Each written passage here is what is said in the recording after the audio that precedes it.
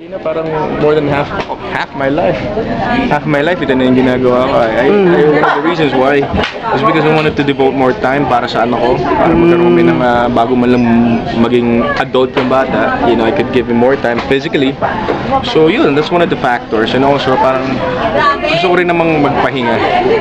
So yun, parang sometimes kailangan natin pagtuunan ng pansin yung mga ibang bagay para hindi tayo tumanda na na-miss out tayo.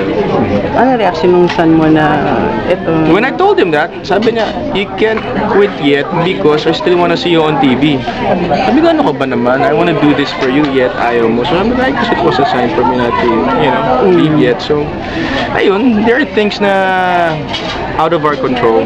You know, I was planning something else, but I guess ABS had a different plan. God has a different plan. So, sabay lang tayo sa Agos.